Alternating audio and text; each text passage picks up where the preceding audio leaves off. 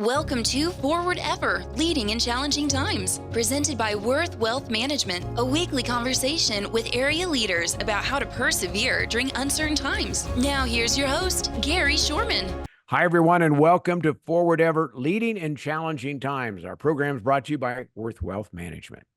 You know, we talk about challenging times on this show, and you find those everywhere, but there are individuals, families, and businesses in a really challenging spot right now due to Hurricane Helene. Our guest on the phone today is with the American Red Cross, and they are always right in the middle of trying to help people, get them what they need. And our guest today is Logan Wright, who is the Regional Communications Manager for the American Red Cross. Logan, welcome to our program. Thanks for having me. You're really giving us a great opportunity to talk about this. Well, first off, I want to do two things before we start, and then we're going to talk about how many people are down there, because there's already an army, so to speak, of American Red Cross volunteers who are down there helping. So as people are listening to this, you have a couple of easy places for people to connect and give to the Red Cross. Can you give those numbers to our listeners and viewers right now? Absolutely. If you would like to make a donation to the Red Cross or learn more about what we do, you can call 1-800-RED-CROSS, or you can visit redcross.org/donate. And there will be a drop down if you would choose to give to Hurricane Helene specifically. But we also encourage you to keep in mind that if you give to the general fund, that is what prepares us to get ahead of these disasters. Hurricane season is not over. Your donation of monetary benefit specifically really helps us be flexible and respond to these increasing storms. Well, let's talk about Hurricane Helene, because we see the videos. I just saw one this morning, a helicopter pass over some of the areas, and literally buildings and businesses and homes are just covered with water. And the recovery from that is going to take time. But I've also learned that people don't have water, people don't have food, electricity, et cetera. You know, we had an internet issue earlier, and it's like, gosh darn it, you hate to lose internet, but when you don't have food, water, all those other things, life, and it becomes so important. How many people are down there with the Red Cross right now overall helping in that area? Well, the Red Cross has more than 1,000 volunteers deployed to the hurricane response. And here in Kansas and Oklahoma region, we are so proud. We have 27 people from our region down there helping right now. And more people signed up to take the shelter training later today and Saturday. And what are those volunteers doing, the ones that come from Kansas? Well, volunteers do a lot of different things. We actually have a couple out of Wichita who drove our emergency response vehicle. Those are the big vans with the big Red Cross on the side, down to Florida, and are responding in ways that for people who can't make it to the shelter. So they may be distributing meals, they may be distributing water, they could be giving out supplies to help clean up the damage in your home, things like that. Anything that might help people alleviate their suffering, that's what the Red Cross does. So in addition to the mobile, we also have your standard shelter. And a lot of our volunteers are in shelters right now. They're helping check people in, they're helping reunify people with loved ones and entering their names onto a list that goes across a lot of shelters to see if we can get families back in contact with each other. There's a lot of things that you can do. We actually have a shelter academy today. From noon to 3, Thursday noon to 3, and then on Saturday from 9 to noon. That training is here at our Wichita office at 707 North Main, and that teaches volunteers how to open a shelter, the day-to-day operations of the shelter, how to handle some, quirks that come up when we're opening a place to a lot of people, and then when everything is done and the response is over, in the future, how to shut down the shelter and return the donated space to the way that it was before. Well, it's an incredible amount of work, and I know there's thousands of volunteers down there, but the American Red Cross has done this for years, and it has been, can't say it's been inundated with efforts around not only the country, but certainly around the world. There's been a lot of disasters, but around the country, the American Red Cross is always there to help out. What else will have to happen over the next few days and weeks as this whole storm cleanup effort takes place? We're seeing a lot more disasters recently. as we're seeing changing weather patterns. The Red Cross has 14 disasters this year with costs over $1 billion, which is why donations and volunteers are so important. We're not through hurricane season, not even close.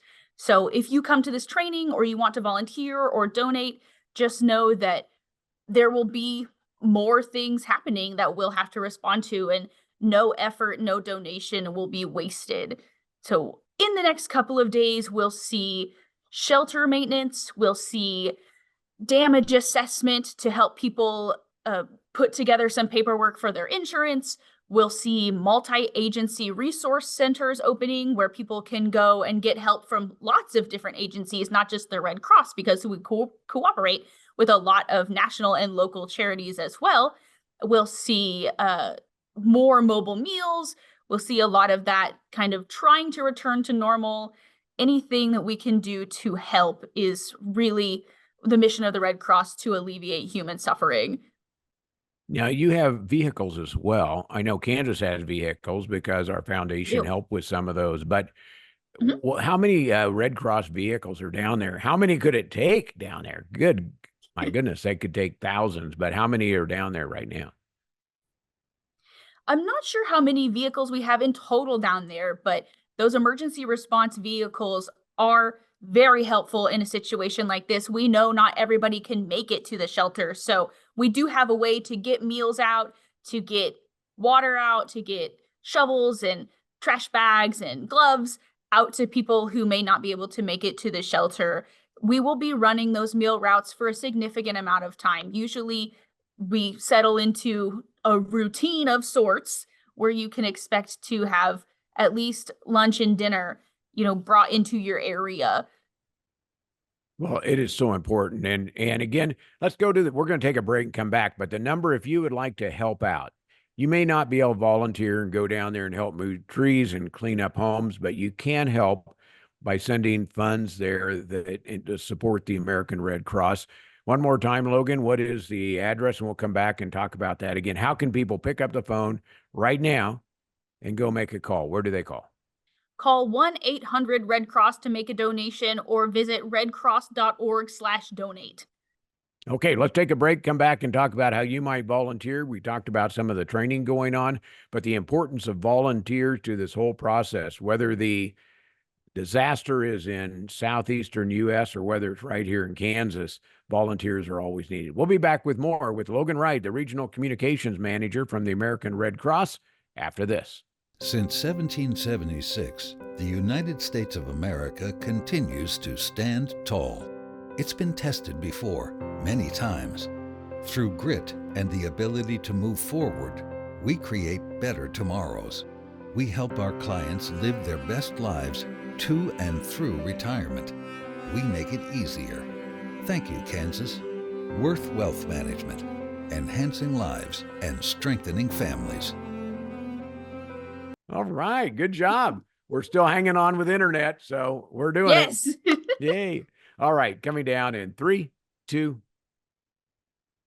Welcome back to Leading in Challenging Times. We've been talking about the challenges that many are facing, thousands are facing, really in the southeastern part of the United States. Logan Wright is on our program here today. She's the Regional Communications Manager for the American Red Cross. We talked about how you can give, whether financially or otherwise, where you call 1-800-RED-CROSS, or you just go to redcross.com. Is that redcross.com or redcross.org? Redcross.org. Redcross.org.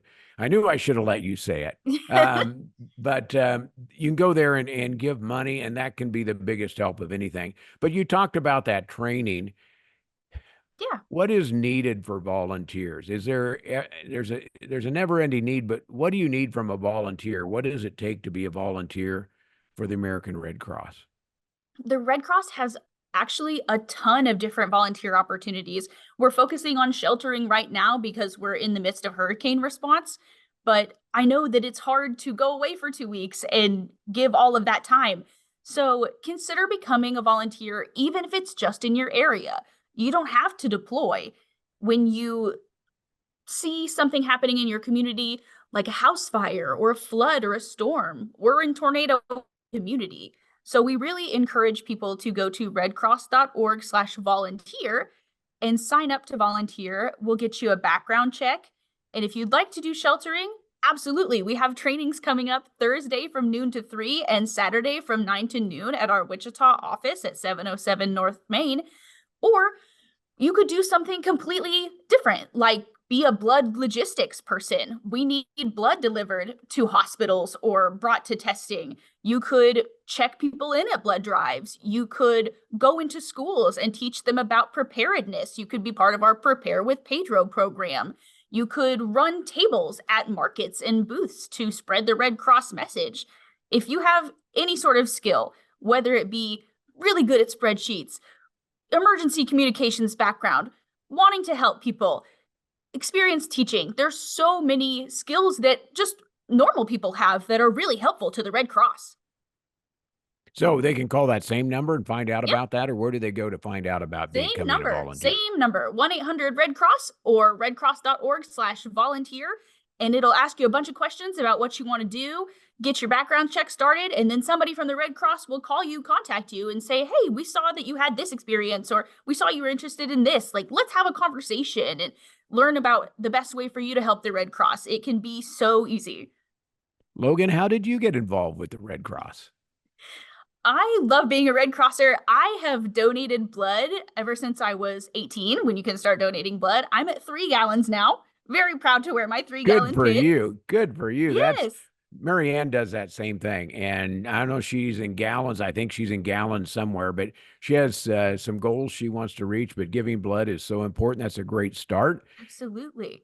And giving blood actually helps the Hurricane Helene effort as well, because when we lose all that connectivity in the South, we have to cancel blood drives. Our volunteers are busy other places, and we can't collect or transport the blood that we planned on from those drives. So if you give here locally, you're actually helping push up the national supply, because we're missing those units. Over 1,000 units have gone uncollected since the storm.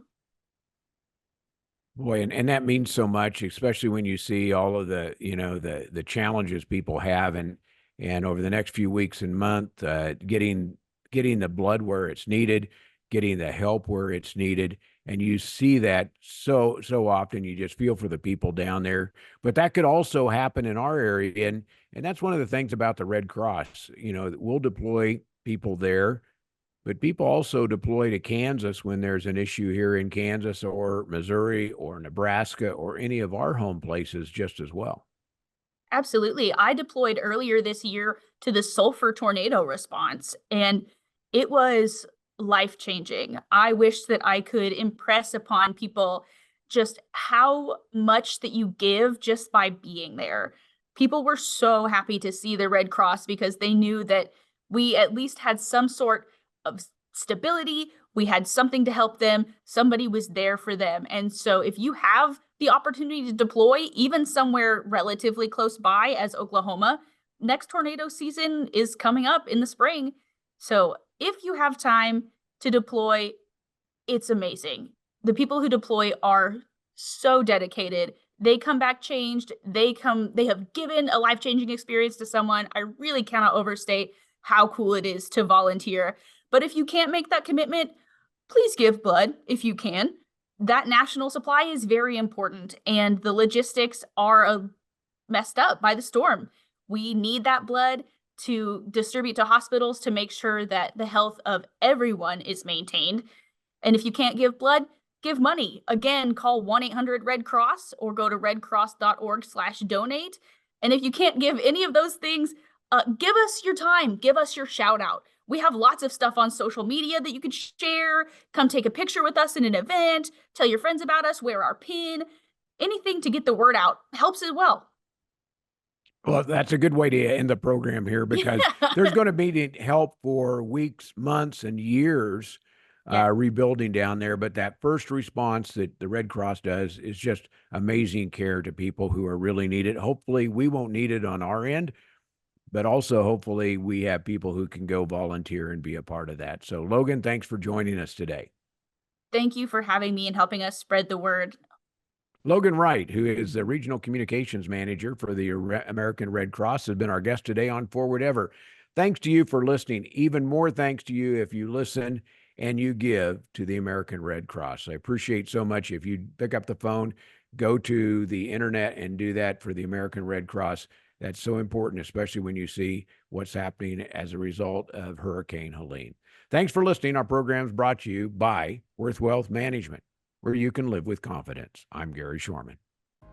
Thanks for joining us for Forward Ever, Leading in Challenging Times, presented by Worth Wealth Management. Join us right here next week for another episode with host Gary Shorman. Until then, remember to move forward ever, backward never.